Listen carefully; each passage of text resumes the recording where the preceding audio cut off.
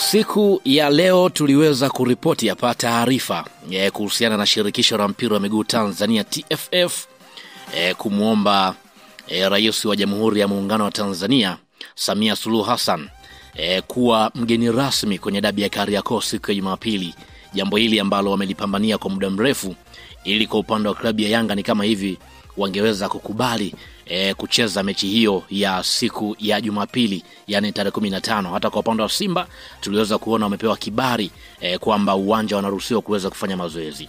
Lakini sasa baada ya kuweza kuomba sasa tayari kwa upande wa Samia Suluhu Hassan aliweza kukutana na viongozi wote, yani kwenye upande wa bodi ya ligi, lakini pia viongozi wa klabu ya Simba na viongozi wa klabu ya Yanga.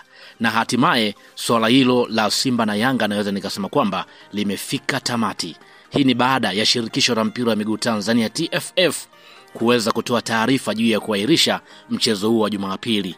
Baada ya kumuomba mama naye akasema kwamba hebu kwanza nikutane na viongozi hawa. Baada ya mazungumzo marefu tayari maamuzi yameweza kutolewa. Sasa kabla sijaweza kukutaarifu kwa kile ambacho wameweza kukielezea, nikukumbusha tu kwamba hii hapa ni Swahili Media. Kama bado hujaweza kusubscribe, basi nikuombe subscribe ili tuwe pamoja siku zote. Mimi naitwa Chicharito, karibu tuweze kuangazia taarifa hii kiundani zaidi. Kwa upande wa bodi ya ligi ya hapa Tanzania wameweza kutoa taarifa kupitia barua ambayo wameweza kuiposti kwenye mitandao ya kijamii siku ya leo. Wameweza kuandika hivi: Bodi ya Ligi Kuu Tanzania TPLB imeusogeza mbele mchezo namba 184 wa ligi kuu ya NBC kati ya klabu ya Yanga na klabu ya Simba, ambao ulipangwa kufanyika kwenye uwanja Benjamin Mkapa Juni 15, 2025 kuanzia saa 11 kamili za jioni. Mchezo huo sasa utafanyika Juni 25 mwaka 2025 kwenye uwanja Benjamin Mkapa kuanzia saa 11 jioni. Bodi inazitaka maandalizi mema,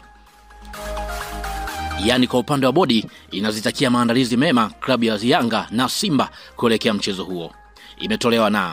Imetolewa na idara ya habari na mawasiliano, Bodi ya Ligi Kuu Tanzania TPLB, Juni 13, 2025. Maana kwamba hiyo ni taarifa ambayo wameweza kuiposti. Sasa unaweza kujiuliza ni kwa nini kwa upande wa bodi wameweza kutoa barua hiyo.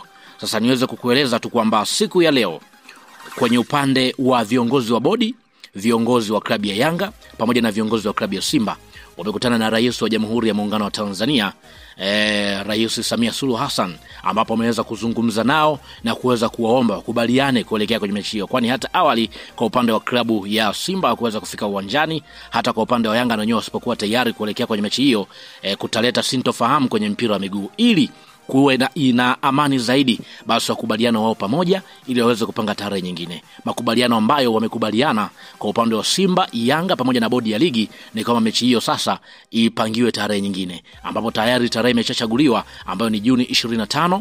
Mechi hiyo itachezwa Benjamin Mkapa majira ya saa 11 kamili za jioni. Maana kwamba taarifa rasmi ni hiyo. Mpaka sasa hivi hayo ni makubaliano ambayo wamekubaliana wote kwa pamoja kulingana na taarifa ambayo imeweza kutolewa siku ya leo.